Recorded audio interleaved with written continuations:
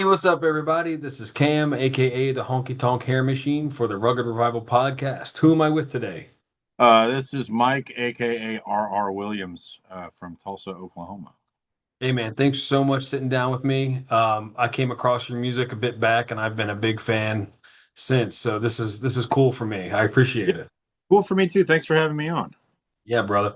So you can answer. I like to answer this first question. Kind of gives us a peek behind the curtain of who you are. You can answer as much Sure. or as little as you want.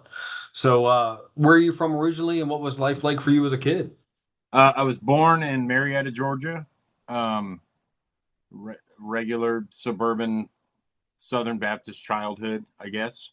I moved to Tulsa when I was 12, almost 13.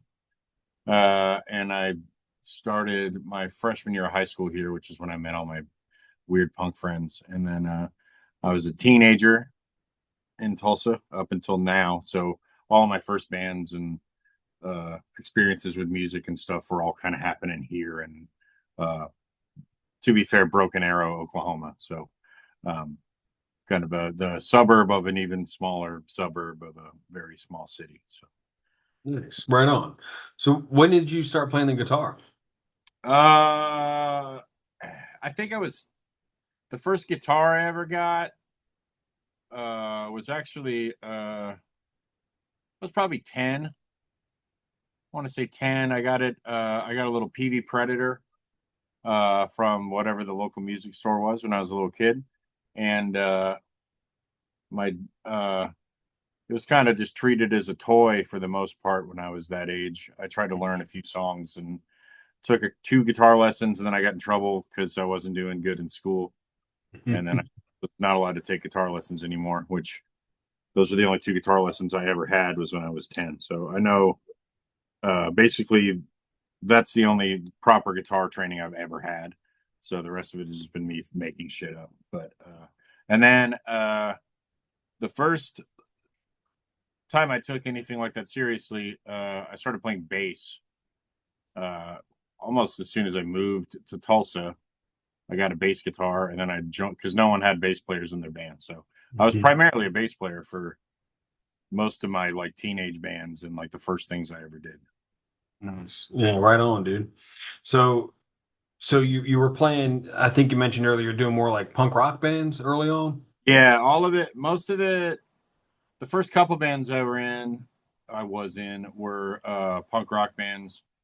Um, Actually, when I was in middle school, I had a couple friends in my neighborhood that we played music with, and they relegated me to bass. This was before I even owned a bass, so I played bass in their band. And then when I moved to Tulsa, um, the first band that I joined was a ska band, like a ska punk band, and Mhm. I was competent enough at bass to play in a ska punk band back then. So and from there it was all like basically punk and hardcore, and Yeah. kind of went from there.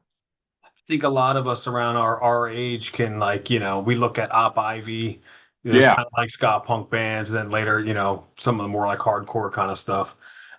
So when did what we know as today, you as a musician, when did that develop? Uh, it was probably like, let me think. I was in a metal band for a long time called the Agony Scene, which I did basically for a living from like '04 to '07, '08. I did that basically like as my job where I was touring, 300 days a year. After that, probably in like '09, '10 or '09 or 10, I started writing little like acoustic music like here and there. I got super into well, even in high school, um the Mike Ness solo record, like the Mike Ness from Social Distortion's first solo record, which was sort of like my exposure to like, oh, there's like kind of like this sort of like country driven punk rock thing that's not rockabilly, because I don't like rockabilly very much.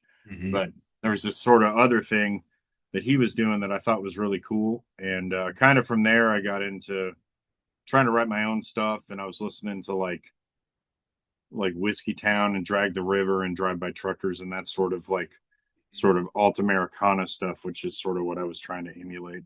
And a few, I also had like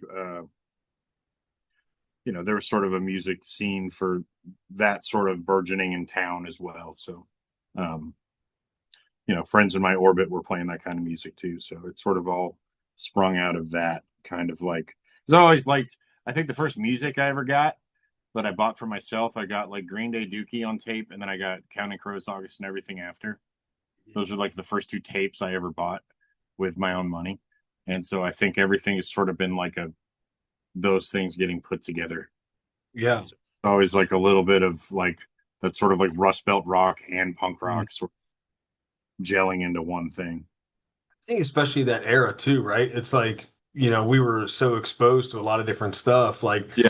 I remember doing that same thing, going to like the tape traders, and my first tapes were the Georgia Satellites Open All Night and then Iron Maiden Somewhere in Time. Yeah, right. You Music was know? just everything kind of like had this the thing I remember the most about like the 90s from even being like a kid was like there was like this umbrella of what people called alternative music, and it was kind of everything.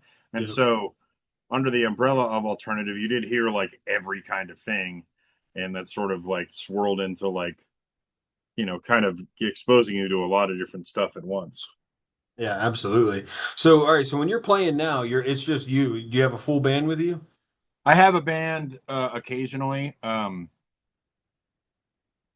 Yeah, it's when I can like I don't know. It's the thing where like you want to we're all adults and everybody likes making money. So whenever Mhm. usually I play with a band locally because going anywhere like no one everybody makes 20 bucks or something, and like Mhm. so I try to like do band shows at home, and then if I play out of town at all it's usually just me by myself. Yeah.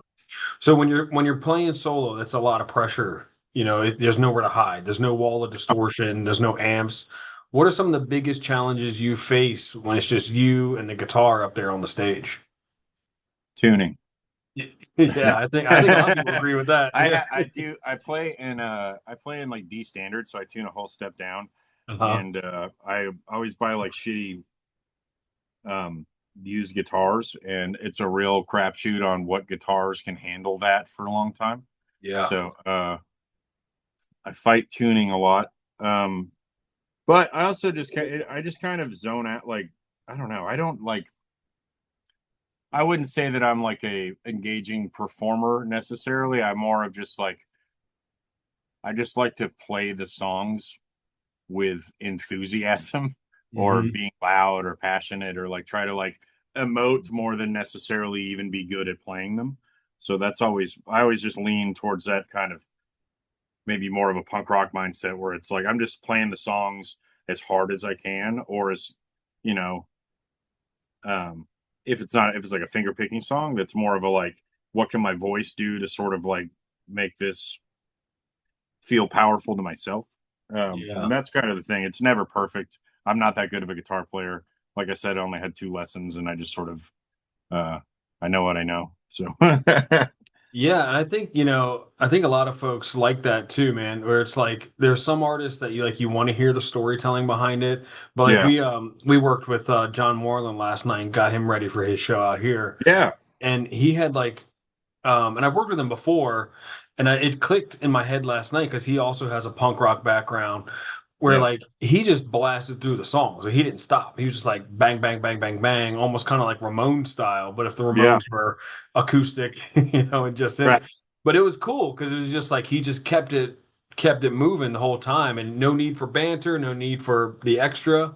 yeah. Just kind of I keep on remember one going. time I was playing a solo set at Mercury, the bar around where we're at, like kind of the dive bar here. That kind of all the music that um like in the realm of what I do. It's sort of that's the hub. And I was kind of do it was like it was a late night set, or it was like pretty casual, and I was trying to maybe like talk more than I normally do, and I Mm-hmm. started explaining what songs were about, and then like at the end this very drunk dude came up and he was like, don't do that. I was like, don't do what? And he's like, don't tell anybody what they're about, just sing them. And I was like, all right, man. And then I just but it was like I just took his advice, And I was like, that he's probably right, even though he's wasted. He's being like, you just like gotta let them speak for themselves, brother, or whatever he said. And he tripped over something. But I Like do like that thanks approach. for the life advice. Yeah. Well, there is sort of like we live in an era of like, I mean, not that I'm not this up my own ass by any means, but like there is sort of like a loss of like artist mystique to some degree, where like we're so perpetually online and everything is so Yeah. public facing that like in a performance in a live setting, like yeah, if you just kind of like do what you do and you don't have to like, you can just let your songs speak for themselves and there doesn't have to be this thing and people kind of like don't get any sort of sense of, you don't have to be like, this song is specifically about one time I was here and did that. Like you can kind of Mhm. let the listener kind of interpret on their level what they want to hear from it, which, you know, I've definitely learned what the origins of songs that I like are, and it has maybe taken something away from what I thought they were about. Yeah, I You get know that. what Yeah. I mean? Yeah. Where you're like, oh, I had the totally wrong idea, and I was kind of using this song as like a shoulder to cry on when I was depressed, and it's like it wasn't about that at all. So, yeah, you kind of I there's think leaving something to the listener's imagination that's good. yeah, but you're absolutely right. I mean, there's something to be said about like retaining a little bit of mystique as an artist, and it keeps Yeah, it interesting and exciting, and kind of juggling that on social media I think is super important. And well, I think Moreland does a good job of that, where it's yeah, like there, but you're not really getting a full picture of anything he's doing, and absolutely. he does kind of just like his personality comes through, but not in like a shitty influencer way. It's just sort of like dribbles out enough to where like it's him posting and whatever, and like he kind of that's just who he is all the time, which I think he does a great job of that. Other people are a little more you know car salesman-y, which is like very unappealing to me. Yeah, it feels a little like, hey, we want the attention. I heard a So I quote. There was I don't remember who said it, but there was like a tweet or something I read where it was like it sucks that like most of the music you're ever going to hear again is just from people that are good at the internet. And I was like, yeah, that's a bummer. yeah, yeah, that's actually quite insightful when you think Yeah, about it. So you've done a lot of touring, especially in the agony scene. sure. Where would you like to tour with your current act? I would love to go overseas more. Hmm. Going to man, I haven't said anything about this, but I'll say it to you now. Um, I'm going to Dublin in August to make a record. Oh, awesome. Um, and I'm going to try to play a couple shows while I'm there. Like a lot of I'm playing with like a bunch of people that are like local musicians to there that are going to sort of be studio musicians on the recordings. So I'm trying to like weasel my way into playing like a show with some of them while I'm there. But I definitely have heard through friends that like the UK and sort of Scotland and Ireland are good places to play, and I would like to get over there. Yeah, I also love that like sounds awesome. the like there's sort of that's like pub rock that sort of like there's that whole thing is like very appealing to me. Like there's this guy Paul Brady that's like an Irish guy singer songwriter that like wrote like Gimme Shelter that the Rolling Stones play, and he wrote a song called Steel Claw that Tina Turner did on Private Dancer, and he's like one of my favorite songwriters of my life. And he's like a very angry old Irish guy that uh, but I love what he does. And Mhm. I like kind of like the history of that sort of stuff, like the Water Boys and different music that's come out of there. So I feel like there's like some good paths to try to cross of like, because I don't consider what I do to be country music in any way. So Mhm. um, certainly not as Western influence as maybe some other people. So I think maybe my sensibilities might track in a positive way over there. So I hope that I get to go do more stuff over there. Mhm. Yeah, dude, that'd be awesome. And I think you would do really well over there. That'd be pretty cool.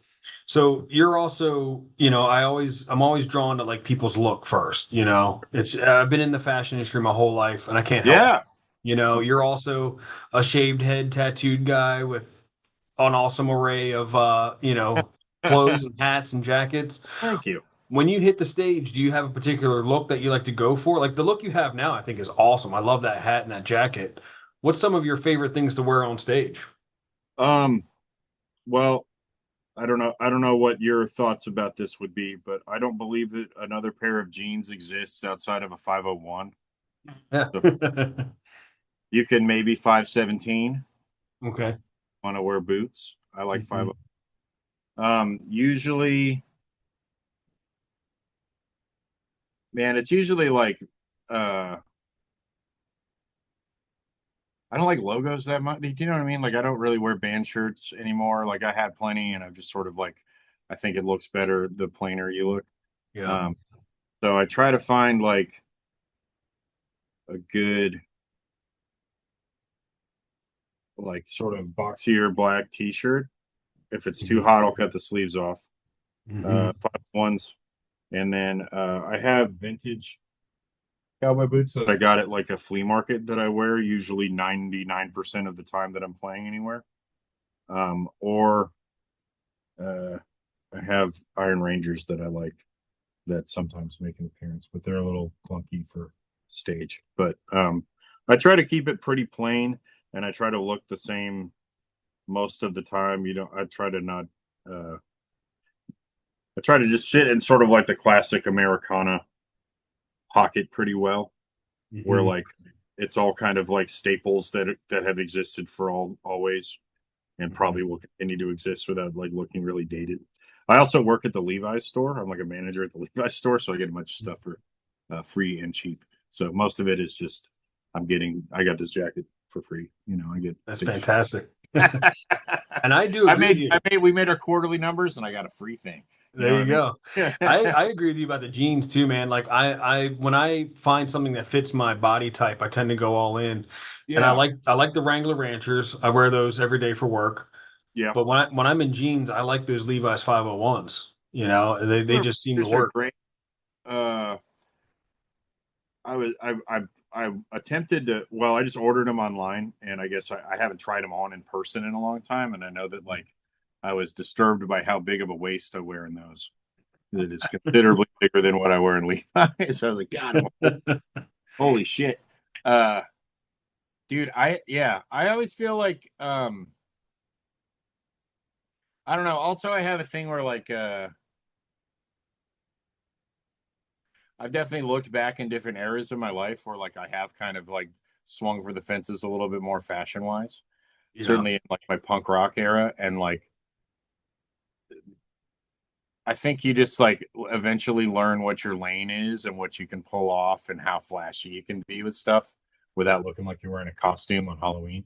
Yep. So like so I try to just stay plain because I just look, I look like you're somebody's fucking dad. So it's like, you know what I mean? Like I don't have like you know, my features are relatively round. So I try to just like, you know what I mean? You Yeah. got to just dress for who you are. And Yeah. I think I like, also when you're a tattooed guy too, you've already got like a lot going on. yes, So, do you need a ton of flair? Do you need a ton of no, flash? almost now. Yeah, yeah. You kind Yeah. of like it actually, I think the like staples look better. Like if you're wearing basically like, you know, like a type 3 jacket or like just fucking a white t-shirt or whatever, it's like this stuff looks better when it's sort of surrounded by plain or, simple like classic stuff. I think that's Yep. what makes the like extra things pop. I think that's You right. Yeah. I think that's very true. know? The Yeah, yeah, I agree with that quite a bit, and especially when it comes to like band shirts and you've been playing music and people give you shirts, you got so much stuff, it's like it starts to Well, become a dude, the lot. problem with band shirts too, it's like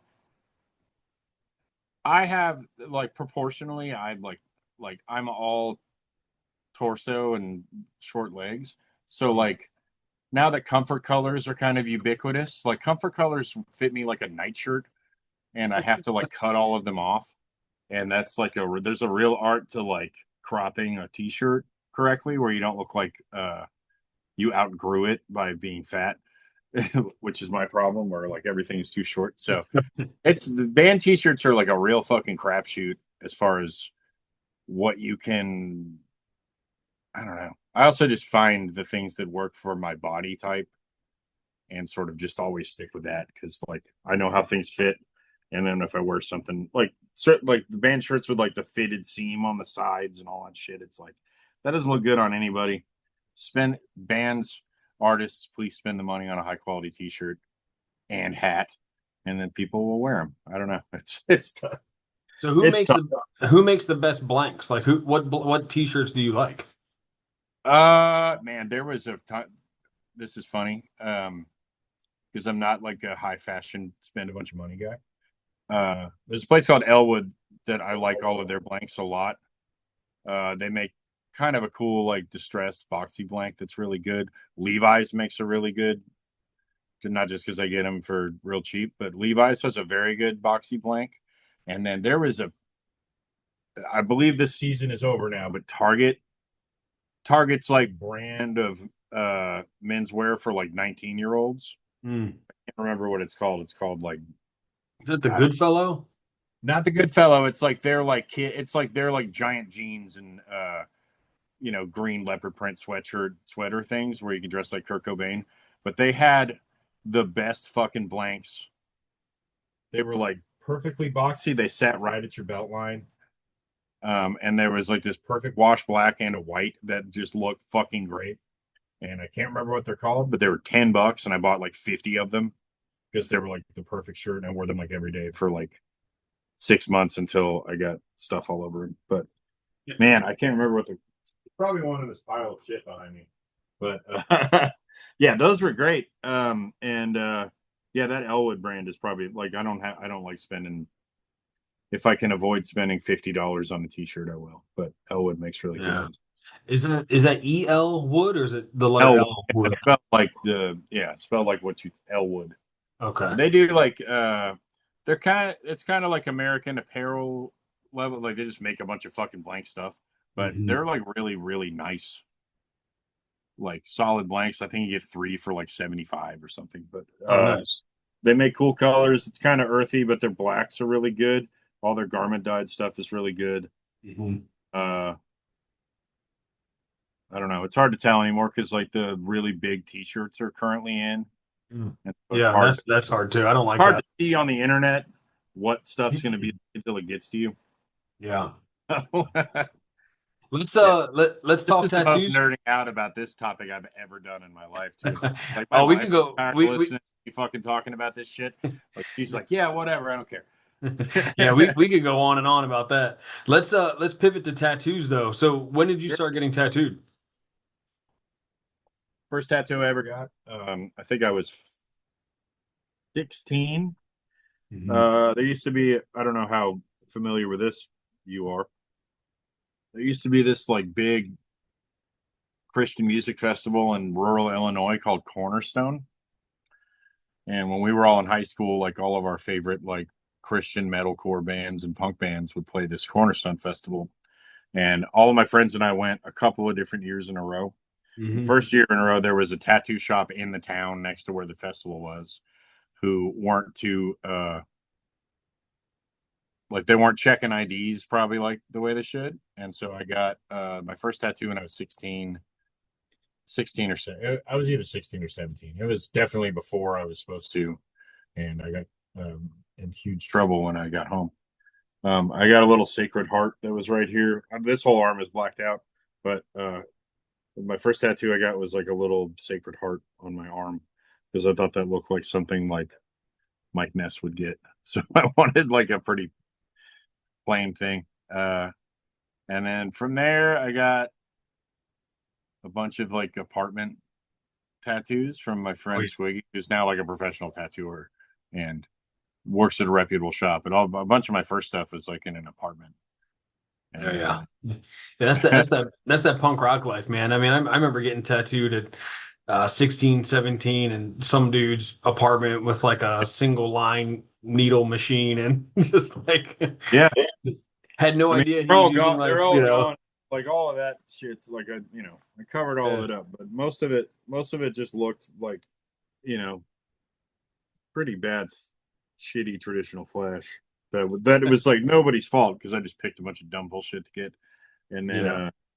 I tried to cover it all up, but that's a slow process. Also, getting blackouts fucking sucks, and I don't like sitting for them. So Yeah, man, the older I get, I can't.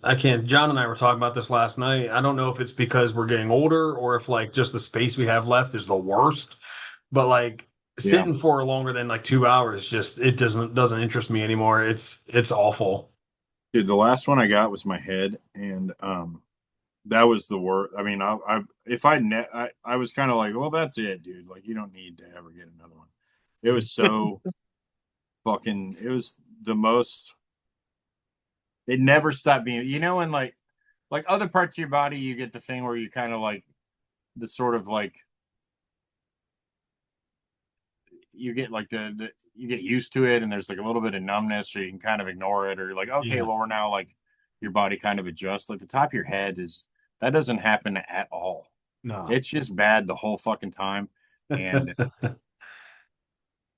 of course, as soon as you get the top of your head, you're like, well, now I need the back and the sides, and I need to fill in with all the stuff. And it's like Yeah. I have almost no desire to do more. I probably will just because like I like things to be complete. Yep. But yeah, it was so awful.